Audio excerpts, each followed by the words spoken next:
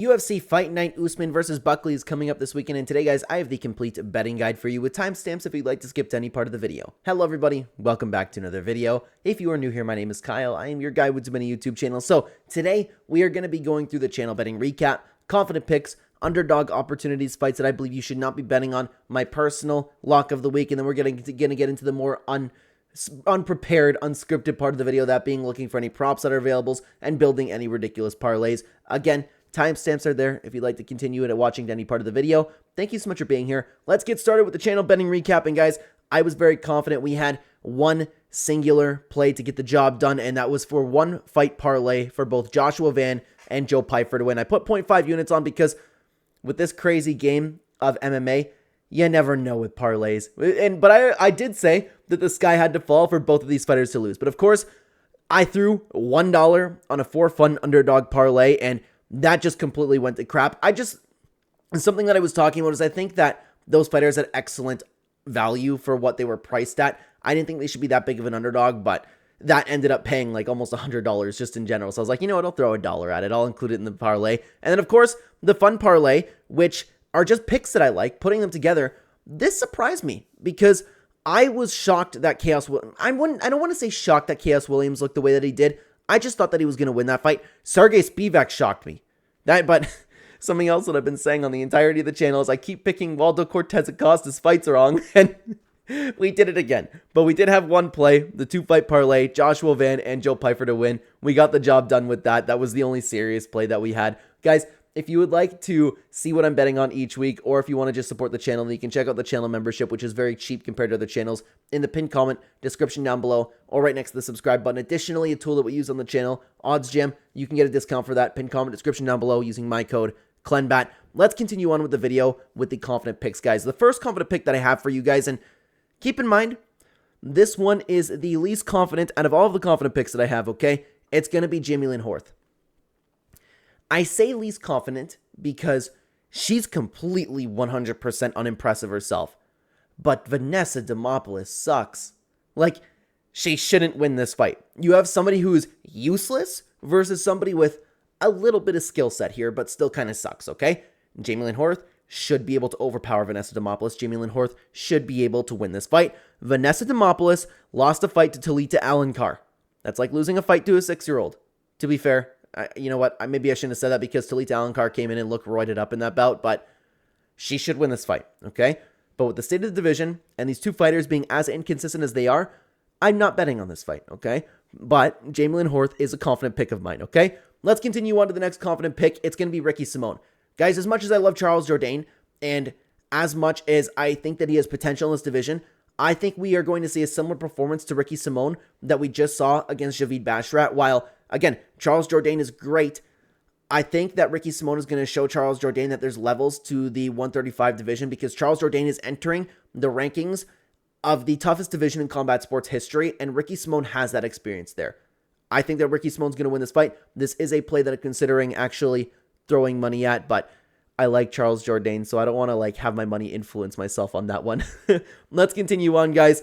The UFC is trying to kill Chris Moutinho. Malcolm Wellmaker has all of the right thing, but you know what? Okay, Malcolm Wellmaker looks like he's going to be the perfect prospect, but Chris Moutinho's been sneakily winning his fights. To be fair, it is take a look at the competition level that he has been facing, but he has been winning, and he's been showing that he wants to get back to the UFC, and we know that this dude's tough.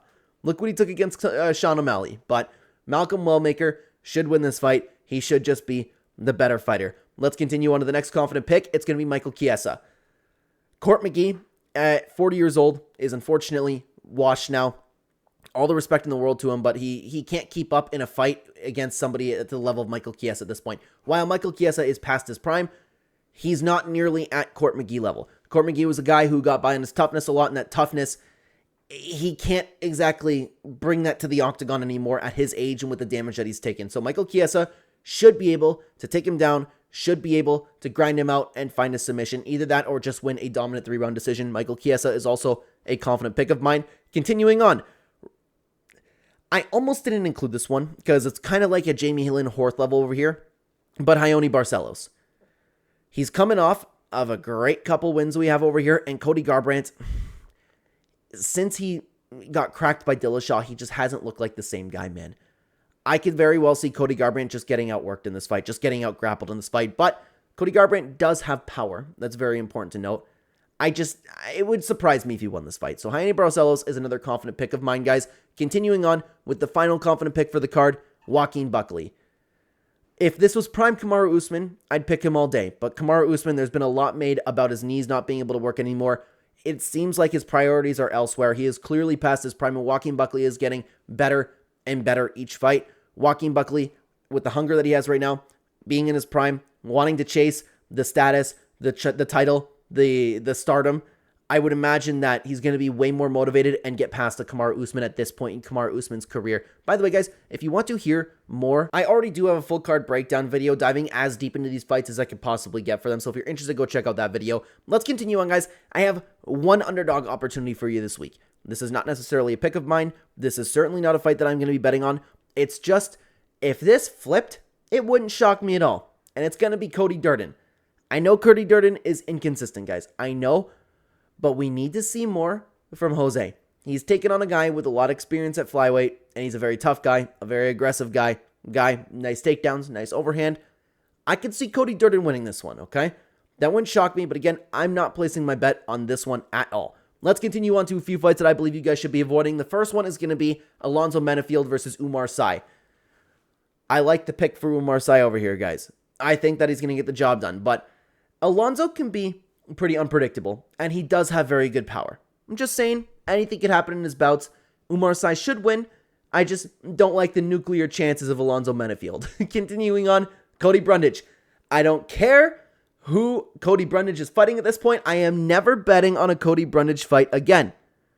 There's been too many weird things and too many DQs, weird situations happening where Cody Brundage all of a sudden wins a fight via slam, gets shot in the back of the head and gets a DQ win. I don't care. I don't care how good Mansour Abdulik looks. I'm not putting my money anywhere near Cody Brundage on a prop. Don't care what it is. Stay away from it. We've had to have learned our lessons at this point by Cody Brundage, guys, okay? Anything could happen in a Cody Brundage fight. I'm not touching it. Let's continue on to Rose Namajunas versus Miranda Maverick. Now, guys, I am tempted to bet on Rose Namajunas because I think this is a huge difference in competition for Miranda Maverick, and I think that Rose is the better fighter. But you have to worry about Rose Namajunas at this state in her career. If you've been following Rose Namajunas at all, you might know that I don't know how else to say it, and it's going to sound a little bit disrespectful, but I don't mean to be. She doesn't seem like mentally all there anymore. She seems to be a very, very emotional person. Like all of a sudden, like, oh, I just want to go learn the piano. Oh, I just want to go live on a farm and not fight anymore. I don't want to hurt people. Just that type of thing. But sometimes she comes in completely locked in. I don't trust Rose Namajunas to be that hungry fighter that we once saw. Plus, she's at flyweight now. We haven't seen the best version of Rose Namajunas at flyweight. I think it might be wise to stay away from this, but I'm even tempted to bet on this one myself because I think that Rose Namajunas is just the better fighter. That's just something to take into consideration if you are throwing your money towards Rose Namajunas. Maybe just not make it too much, okay? And finally, guys, Edmund Shabazian, Andre Petroski. I just don't know what's going to happen in this bout. Edmund looked great in his last performance, but he has been inconsistent, and Andre Petroski has been improving. I can't call this fight. I have no clue what's going to happen. I think they are two great contenders fighting each other, and anything can happen. I don't even trust the round line on this one. So I'm also going to be staying away from this one. But guys, let's continue on to my personal lock of the week. The fighter on the card that I believe has the closest to 100% chance of winning, my most confident pick on the card, is going to be Rodolfo Bilato, excuse me. I just do not see Paul Craig subbing him. I know it's possible, and I know we've seen it with Paul Craig before against the best in the world. I think Rodolfo Bilato is just too big, too tough. He's going to come in there and just kind of like, if Paul Craig is like throwing his legs up, I just see Rodolfo Bilato smashing through it. I just think it's a bad matchup for Paul Craig. So Rodolfo Bilato is going to be my most confident pick of the card, and I would imagine that a lot of you would agree with that. He's still a big favorite. But guys, let's continue on to the more unscripted part of the video. Like I said, taking a look at any props that are available right now. Excuse me, I just opened Inspect Elements by mistake, okay? Here we go. Let's see what we have over here. So, over 2.5 for Demopoulos and Jamie Lynn Hort. Yeah, it's going to go over 2.5, but minus 400. Anything come to play over here? Cody Durden and Jose Ocha isn't too bad over 2.5 minus 145, but I still don't really trust that. Court McGee, Michael Chiesa, I don't trust that either. Alonzo Matafield, I'm good. Yeah, I don't know. Under 1.5 isn't too bad. You know, I don't mind that. Over 2.5 for Ione Barcelos and Cody Garbrandt's pretty good value at over 2.5 minus 120, but I like over 1.5, guys. I just do. Miranda Maverick, Rose Namajunas, 450 for over 2.5. Don't like that either. Buckley Usman under, nah. I don't trust Petrosky and Edmund Shabazian. Over 1.5 plus money. Dude, with the state of Cody Brenda's career, that could happen. Adolfo Bellato, Paul Craig is an interesting one. I could see that going under. Chris Moutinho, Malcolm Wellmaker, doesn't look like anybody knows what's going to happen in this fight. I don't hate the over 1.5 for this one, guys. I don't hate that at all. Chris Moutinho is a very, very, very tough guy. And I would imagine Charles Jourdain, Ricky Simone's going to go to a decision as well. So, a couple things kind of stand out. I don't know. But let's take a look at, guys, now over at, I almost said OddsJam, over at Betway to see if there's anything that we could place our bets on over here. And I feel like this isn't the entire card that they have right now. But let's make some picks, okay? We're going to pick Sai. We're going to pick Darden. We're going to pick Barcelos. I hate this. Andre Petrosky. We're going to pick Mansour. We're going to pick Michael Chiesa, Adolfo Bellato, Ricky Simone, Rose Namajunas, and Joaquin Buckley. 69 multiplier, almost 70. I don't mind that if you want to throw $10 at it. Not bad. Not bad. Not great either. Is this every fight? What are we missing? But anyways, something my sister and I do every week. We throw 10 cents on every single underdog. One time watching Bellator, we were almost millionaires, okay? What do we get for 10 cents this time around? Not much. But for actual parlays, what can we put together? A lot of people are on Sai. I'm not going to be betting on this fight. Honestly, something that's very tempting, guys, like Ricky Simone by himself is something that I would bet on. Bellato Namajunas. I don't mind that at all. I like those odds, honestly. But I just don't trust Rose Namajunas. That is a very, very tempting parlay, guys. Every single time that I go against it and I'm like, yeah, I said you should probably not bet on this one, and then I end up betting on it, I bite the bullet for it. But Miranda Maverick should have nothing for her. I'd be shocked. Yeah, the Bellato is just too much to bet on itself over here. What if you want to go Michael Chiesa, Adolfo Bellato? That's not too bad either. There's a lot of fighters on here that like should win this time around, guys. What else do we have over here? Ione Barcelos, those odds are good by himself. You want to go Mansour Abdul Malik if you're really feeling against Cody Brundage, if you're really feeling these two, even though I said no. Hey, all the power to you. But to be honest with you, I don't mind Bellato. I don't mind Namajunas together, to be honest with you. If you want to sprinkle Buckley in there, depending on how you're feeling about him, there's some potential this week. I don't mind betting this card, guys. Let me know what you thought about the card down below. Thank you very much for watching. Check out the full card breakdown where we dive into these fights as deep as we could possibly get. Thank you so much for being here. Take care, everybody.